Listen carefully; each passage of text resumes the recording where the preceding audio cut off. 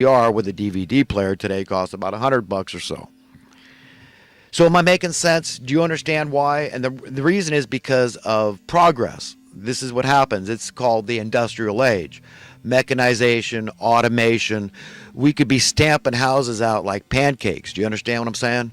They're just taking us. They're stealing the wealth of our nation. It's a ploy. It's a scheme. It's a pyramid scheme because it can't last indefinitely. You cannot have the cost of an essential human need keep rising in perpetuity. It just never, it can't work. I mean, anybody with two brain cells to rub together can figure out they can't work forever.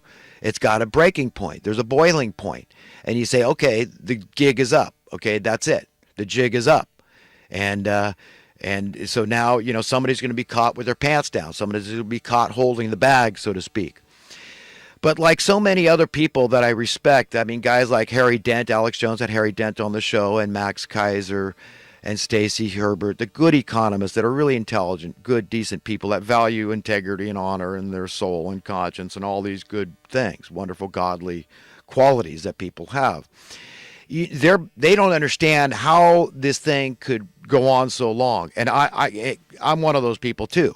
But I was waiting with bated breath for that 2008 thing, for that crash. I was hoping that there'd be a market correction because under normal capitalistic supply and demand situation, that's what would have happened. Okay, because you overextended yourself. These lenders acted recklessly, with reckless abandon, knowing.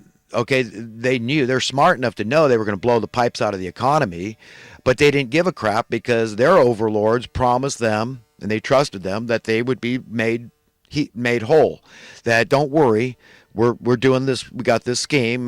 Bill Clinton he okayed it because it was his fault. He's a high government official. He's the executive branch, and he said it was good to get rid of this stupid banking regulation that was like a fence around. That protected the people from these wolf-like banksters that have no compunction about dastardly deeds. It's kind of like what's that famous movie that they show every year? It's a Wonderful Life, right? It's kind of like that, and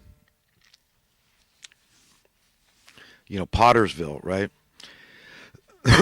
But they keep on pulling one mutant, perverted rabbit out of their hat after another. I mean, that's how guys like Gerald Celente, I mean, guys I look up to and admire as economists. And only one reason I look up to them, not because they're so much smarter than me, but because they have integrity and honor, because they're good Americans. I believe that they believe in prosperity, which is a very egalitarian thing. You see, this is the path to egalitarianism.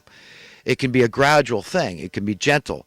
But it's going to wind up being traumatic because they're not letting it work. They're not letting capitalism work. They're not letting supply and demand work. They're not letting progress occur. They're insisting on regression, retrogression, economically speaking. That they don't want to let the captives be free. They want poverty. They need poverty. They need people to live in fear. It's a fear-driven establishment at this point. And we're slaves. And the best slave out there is those that don't think they're a slave. Oh, well, my property's paid for, and I don't worry. I don't care. That's your problem now. I can't worry. I deal. Just do what I did. You'll be all right. But it keeps getting harder. The bar keeps getting raised, so it's harder and harder. That nut keeps getting harder and harder to crack, and people are deluded because they think that they're free in America, that it's not communist, and they don't realize you're going to be paying property taxes in perpetuity. And the higher the cost of housing, it's based on a percentage, then the higher property tax you're going to be paying. Do you understand? So don't tell me America isn't already, the communists don't already have their S hooks, okay, SHIT hooks into, the throat of America. They do, through property taxes, because in my estimation, you ought to be able to at least be able to really own a humble abode, your dwelling place, at least. Free and clear, completely, not beholden to the government, okay? Because that's communistic. If you're always in perpetuity forevermore renting from the government, how do you own anything? How do you have any private property? You don't. That's all an illusion.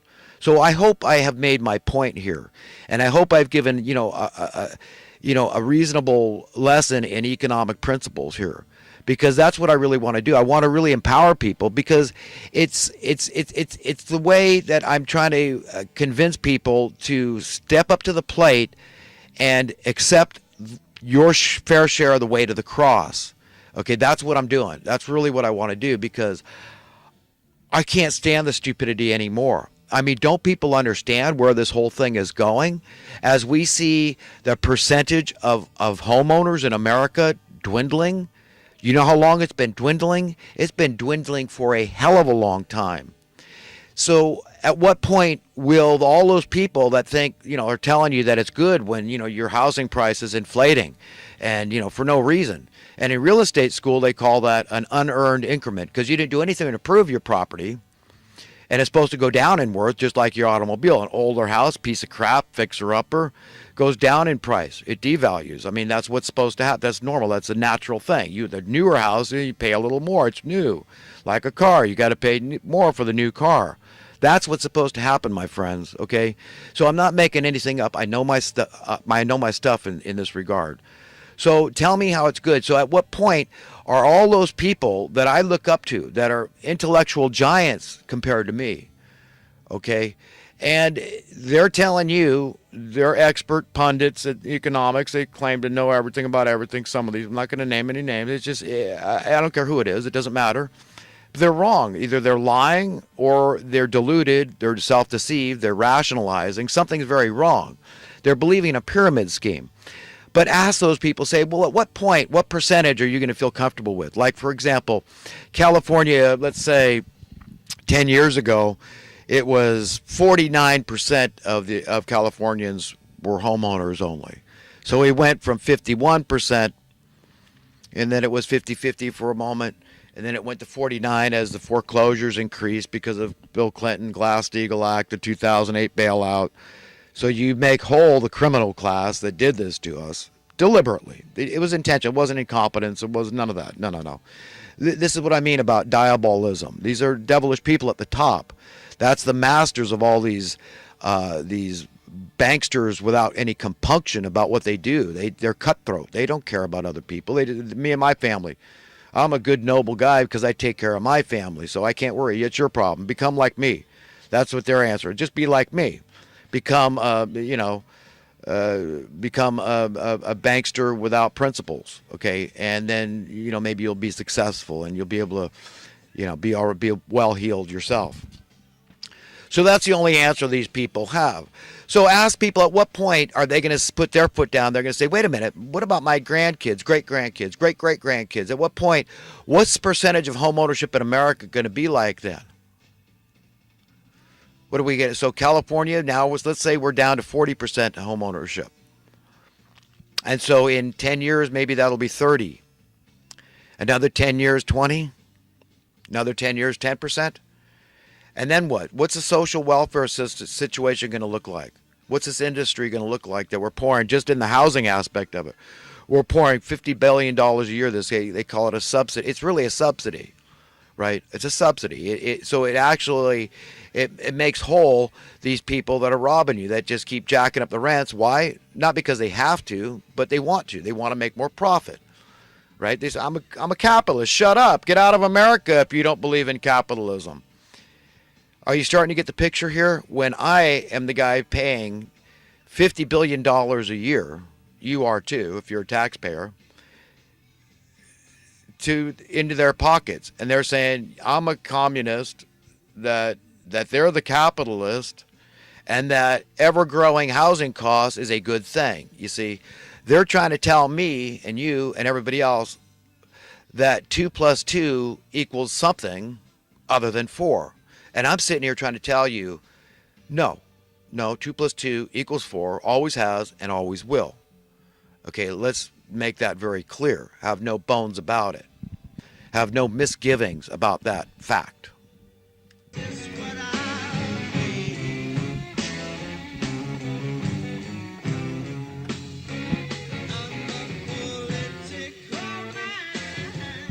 Well, this tape is just about over, so instead of getting caught off guard, I thought I would end it right here and get ready to start a new tape.